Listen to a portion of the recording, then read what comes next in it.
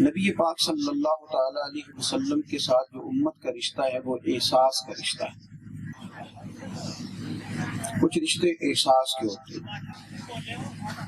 بڑا جوان عقل مند ذہین شعور آدمی اپنے بیٹے کے منہ پہ 2 تھپڑ مار کے،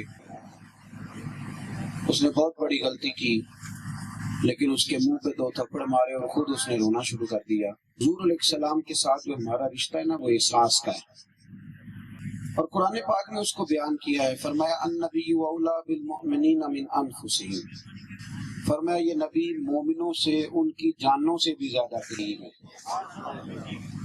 ہر بات میں ہم کہتے ہیں میری جان نکل گئی، وہ میری جان پہ بن گئی، وہ میری جان پہ پڑ گئی۔ جان کتنی قریب ہے کوئی نہیں بتا سکتا، تو جو جان سے بھی زیادہ قریب ہے۔ مسئلہ ہوتا ہے کسی چیز کو محسوس کرنے کا۔ اللہ تعالیٰ نے نا، رب جب کسی کو اولاد دیتا ہے تو اولاد کی محبت خود دل میں پیدا کر دیتا ہے۔ بندہ اس پہ پردہ ڈال دے، سخت ہو جائے، بات الگ ہے، ورنہ اولاد کی محبت دل میں موجود ہے، ہوتی ہے۔ ماں باپ کا پیار اللہ دل میں دے کے بھیجتا ہے۔ لوگ اپنے اوپر بوجھ کریں، ظلم کریں اور اس محبت کو ختم کر دیں الگ بات ہے، ورنہ یہ انسان کے وجود میں شامل ہے۔ دوستو، نبی پاک صلی اللہ علیہ وسلم کا جو پیار ہے اور حضور کے ساتھ جو امت کا رشتہ ہے، یہ ہماری روحوں کا معاملہ ہے۔ ہم کیا کرتے ہیں؟ ہم اس محبت کو غلط جگہ استعمال کرتے ہیں۔ کبھی دولت سے پیار کرنے لگ جاتے ہیں،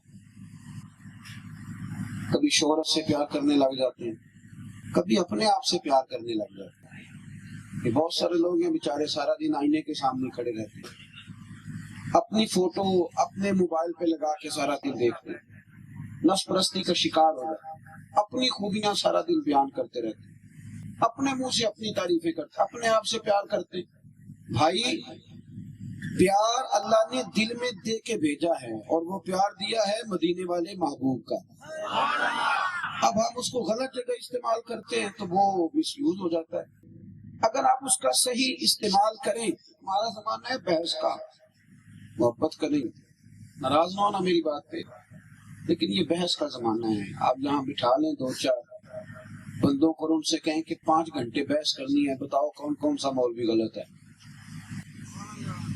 آپ کرا لیں 5 گھنٹے بحث، پھر ان سے کہیں کہ جتنے پیر اس وقت ہے نا مارکیٹ میں، سب کی پگڑیوں کے پیچ کھول لیں، معاذ اللہ اب جو ہی کرنی ہے تو کرا لیں باتیں، آپ جتنی مرضی کرا لیں۔ اس کے بعد آپ کہیں سیاستدانوں کے پیچھے پڑ جاؤ تو کرا لو باتیں، لیکن انہی 2 آدمیوں کے ہاتھوں میں آپ تسبیح دیں، ان سے کہیں زیادہ نہیں، صرف 500 بار درود شریف پڑھو، یا نیند آ جاتی ہے یا کام یاد آ جاتا ہے۔ اور میرے بھائی، آپ بحث کرا لیں جتنی مرضی۔ کتنا زمانہ بیت گیا ہمیں سنتے ہوئے کہ ایک دفعہ درود شریف پڑھیں تو 10 رحمتیں نازل ہوتی ہیں۔ میرے پاس رپورٹیں موجود ہیں، تجزیاتی رپورٹیں، چلے کنفرم نہیں، لیکن جو ادارے رپورٹیں بیان کرتے ہیں تو پتہ چل جاتا ہے کتنے لوگ ہیں جو ہم مصلوں پہ بیٹھتے ہیں، کون سی مسجد ہے جو نماز کے بعد کتنی دیر کے بعد بند ہو جاتی ہے۔ پہلے کبھی گھروں کے اندر سے تلاوت کی آوازیں آتی تھی۔ حضرت فضیل بن عیاض جیسے صوفی کہتے ہیں کہ میں جس بندے کی تلاوت سن کے توبہ کر کے ہوں، میں نے اس کا چہرہ نہیں دیکھا، وہ تو اپنے گھر کے اندر بیٹھ کے قرآن پڑھ رہا تھا۔ میری بات کو سمجھے، ہمارا وہ جو ذائقہ تھا نا، وہ جو ذوق تھا، وہ جو توانائی تھی ہماری، جو ہمارا احساس کا رشتہ تھا دین کے ساتھ، ہم نے بحث کی نظر کر دی ہے۔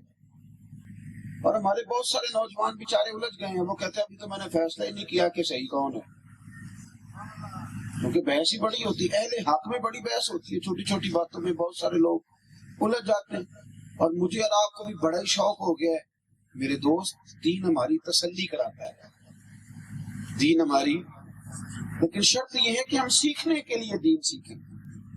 اگر بحث کے لیے سیکھیں گے پھر کبھی تسلی، ہم سیکھنے کے لیے نہیں سیکھتے، بحث کرتے ہیں، الجھے رہتے ہیں، مزہ لینے والے اپنا مزہ لے کے چلے بھی جاتے ہیں۔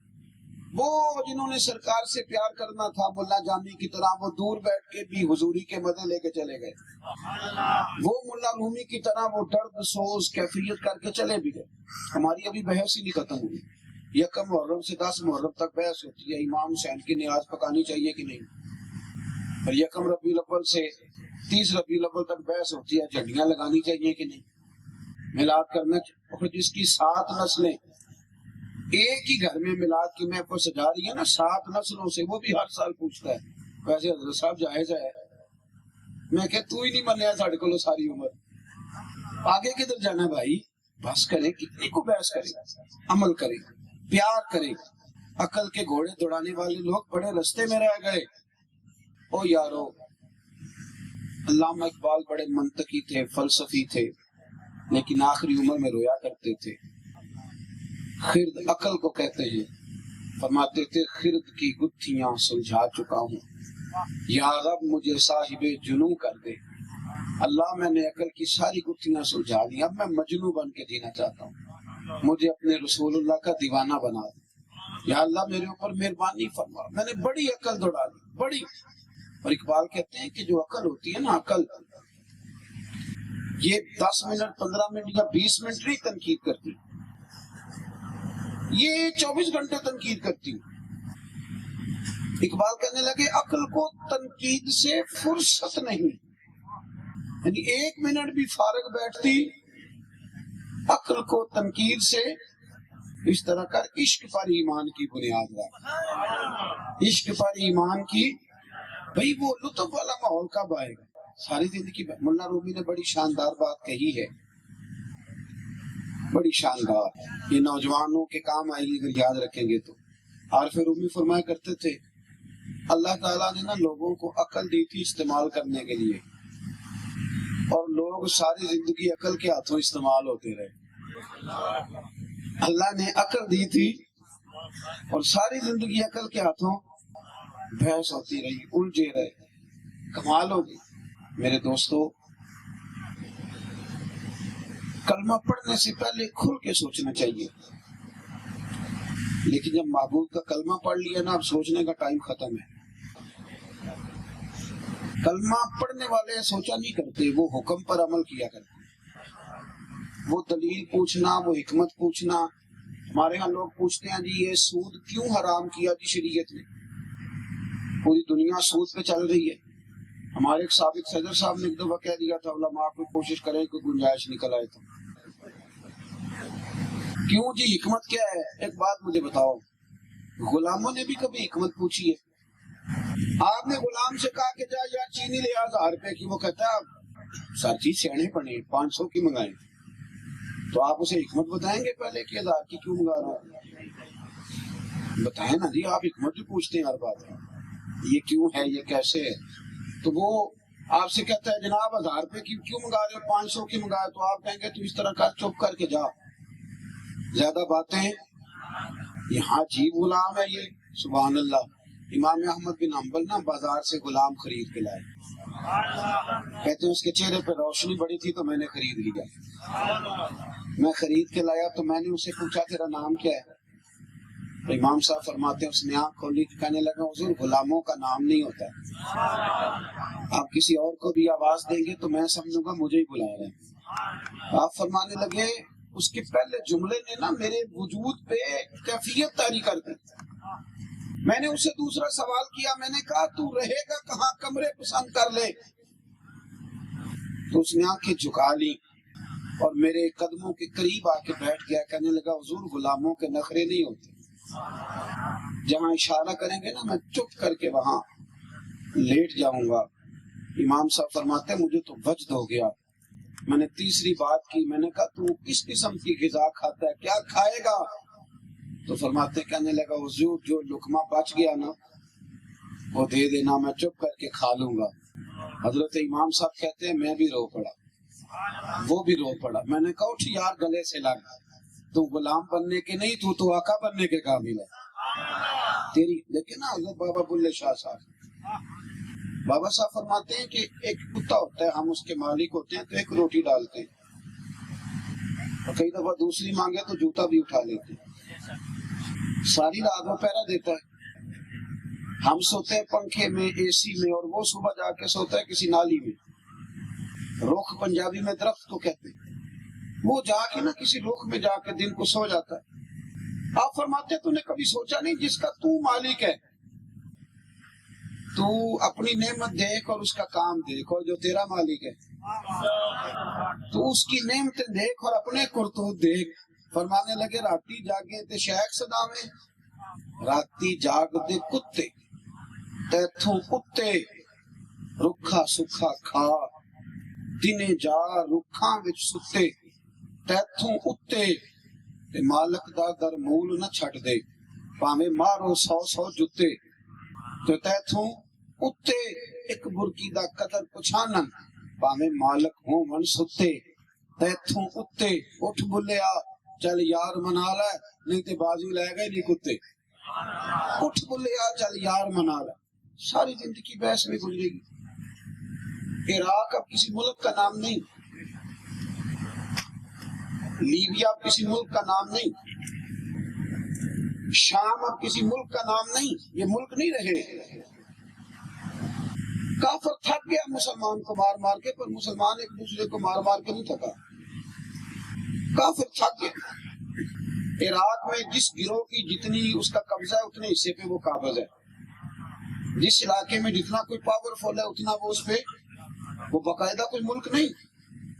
آپ عراق جائیں تو سامنے سے ایک شخص آتا ہے، شہزادہ لگتا ہے وہ آتے ہوئے، شہزادہ، لیکن جب وہ قریب آ کے ہاتھ پہ لا کے کہتا ہے نا میں نے کل کی روٹی نہیں کھائی، تو پھر کلیجہ منہ کو آتا ہے۔ یہ پتہ ہے عراق کون سا ملک ہے؟ یہ مولا علی شیر خدا کا ملک ہے، یہ امام علی مقام کا ملک ہے، اور کیا بتاؤں آپ کو یہ غوث پاک جیلانی کا وطن ہے، اور کوئی ملک نہیں۔ کیوں بلا؟ وہ اس لیے کہ عمل کب کرنا ہے، ہم تو اس طرف آتے ہی نہیں، ہم تو ان کیفیات سے دور ہو گئے جو ہماری اصل کیفیات تھی، ہمارا تو سرور ہی نہیں۔ اب ہمارا تو اس قوم سے تعلق ہے جس سے ہم ابھی تک نماز کا اور داڑھی کا وعدہ لے رہے ہیں، ابھی تک وہ جہاد کی بات اور وہ سوا عرب کافر کو مسلمان کرنے کی بات اور دنیا میں دین کا، وہ تو بڑی لمبی چوڑی باتیں ہیں نا، وہ پتہ نہیں ہم نے کب کرنی ہے۔ ابھی ہم جنازوں میں کھڑے ہو کے یہ اعلان کر رہے ہیں کہ میاں جنازہ کس کس کو آتا ہے۔ ہمارا تو اس قوم سے رشتہ ہے جو ابھی تک وضو نہیں سیکھ پائی، تو ہم نے تو اسے امام فخر الدین رازی کا فلسفہ سمجھانا تھا، ہم نے تو امام غزالی کا تصوف سمجھانا تھا، ہم نے تو غوث اعظم رضی اللہ تعالیٰ عنہ کی تعلیمات رشد و ہدایت دینی۔ جس قوم سے ابھی تک ہم یہ موٹا موٹا وعدہ نہیں پورا کرا سکے، میں کبھی کبھی نا دکھ آتا ہے کہ یار میں اپنی قوم کے بچوں سے داڑھی نہیں رکھا سکا، اور سکھوں کا ہر بچہ داڑھی رکھے ہوئے، وہ چھوٹے کو مانتے ہیں پر پگڑی داڑھی نہیں چھوڑتے۔ یہاں عجیب رواج ہے، میرے بھائی جو غلام تھے انہوں نے بحث نہیں کی، انہوں نے غلامی کی۔ میں آپ کو بتاؤں ان کی عقل میں نہیں بھی نہ بات آئی، انہوں نے زیادہ سوال جواب نہیں کیے۔ کل 14 سوالات ہیں جو صحابہ نے نبی پاک سے پوچھے، ورنہ انہوں نے کبھی بحث، جو حضور نے کہہ دیا سب ٹھیک ہے، جو سرکار نے فرما دیا۔ صحابہ میدان عرفات میں تھے، 9 ذی الحج کو حج ہوتا ہے، حاجی 9 ذی الحج کو میدان عرفات میں زوال کے وقت سے لے کر مغرب تک عرفات میں رہتے ہیں۔ کل صحابہ وہاں تھے اور 1,44,000 کے قریب کم و بیش۔ نبی پاک نے ان سے پوچھا آج دن کیا ہے؟ توجہ ہے میری بات پر؟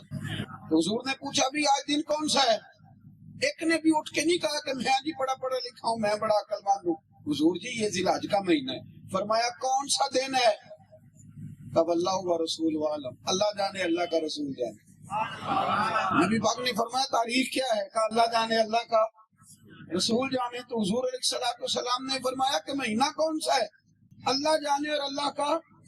بعد میں صحابہ بیٹھے تو ایک شخص نے کہا یار عجیب لوگ ہو، اتنے بڑے مجمع میں سے کسی کو نہیں پتا تھا دن کیا ہے، تاریخ کیا ہے، مہینہ کون سا ہے؟ کہنے لگے سب کو پتا تھا اور ہمیں کیا ضرورت ہے بتانے کی، تھا ذی الحج، اور اگر حضور کہہ دیتے محرم ہے تو ہم نے محرم ہی بنا لینا تھی۔ 9 تاریخ پر اگر محبوب فرماتے نہیں 21 ہے تو ہم نے 21۔ میری بات کو سمجھو، ہم نے نہ کبھی قطرے پہ غور کیا اور نہ دریا دیکھا، بس جہاں تیری جھلک دیکھی وہی ڈوب گئے۔